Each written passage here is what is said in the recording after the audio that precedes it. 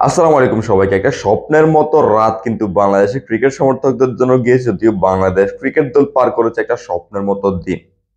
নাহিদ রানা, আমাদের বাংলাদেশের সাদা পোশাকের ক্রিকেট সমর্থকেরা ফাস্ট বোলারদের আধিপত্য চেয়েছিল। শাহাদাত হোসেন রাজীবের উদাহরণ নিয়ে এসে আমরা কিন্তু একটা আফসোস করতাম।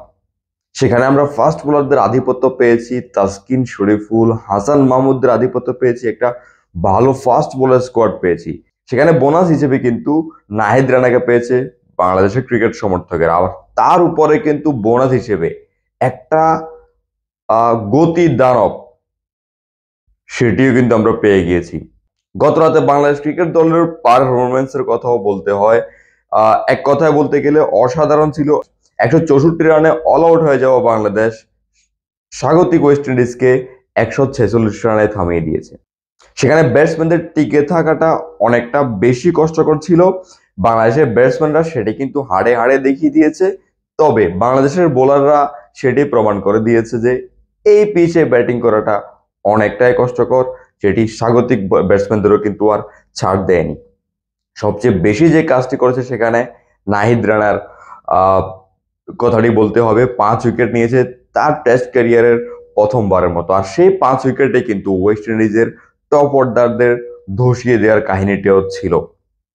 সব মিলিয়ে যদি বলতে হয় নাহিদ রানার পারফরমেন্স, তার বোলিং পারফরমেন্সের কথা যদি বলতে হয়, 140 থেকে 150 গতি পর্যন্ত সে বোলিং করেছে।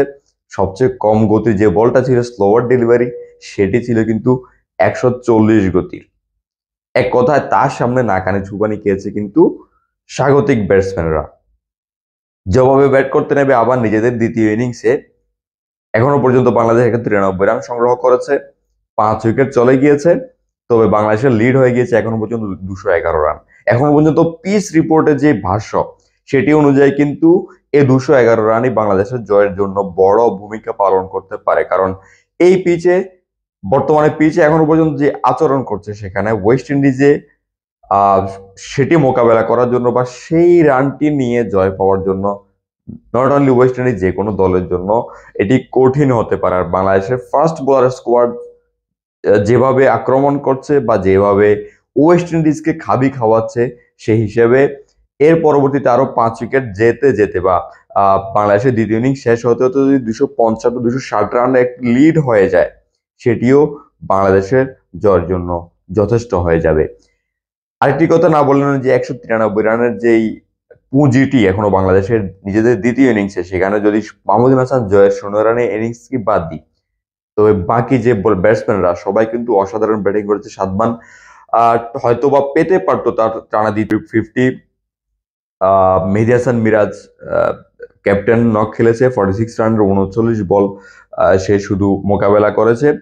একই সাথে শাহাদাত হোসেন দীপু কিন্তু যখন ওয়েস্ট ইন্ডিয়ান বোলাররা নিজেদের আধিপত্য বিস্তারের চেষ্টা করছিল, শাহাদাত হোসেন দীপু কিন্তু বল এবং রান দুটি সমানে রেখে বা অ্যাটাকিং মোডে খেলে কিন্তু আহ রানটাকে এগিয়ে নেওয়ার যে চেষ্টা, সেটি সে করেছে শেষ পর্যন্ত। এখনো পর্যন্ত জাকের আলী অনেক প্রথম ইনিংসে ভালো খেলেনি, দ্বিতীয় ইনিংসে এখনো পর্যন্ত 29 রান নিয়ে অপরাজিত রয়েছে। তবে সবচেয়ে বড় যে পয়েন্টটি আমার কাছে, সেটি হচ্ছে তাইজুল ইসলাম। প্রথম ইনিংসে যেখানে আমাদের টপ অর্ডার পুরোপুরি ব্যর্থ হয়েছে, সালমান ইসলাম বাদ দিয়ে শুধু, সেখানে তাইজুল ইসলাম একাই একজন লোয়ার অর্ডারের ব্যাটসম্যান, সে বোলার মূলত, সে খেলেছে 66 বল। আর আজকে এখনো পর্যন্ত জাকের আলী অনেকের সাথে অপরাজিত রয়েছে। আর দেখা যাক কি হয়। অবশ্যই যেটি বললাম, 250 বা 260 রানের একটি লিড বাংলাদেশের জন্য জয়ের বড় একটি সম্ভাবনা করে দিতে পারে। সবাই ভালো থাকবেন। আসসালামু আলাইকুম।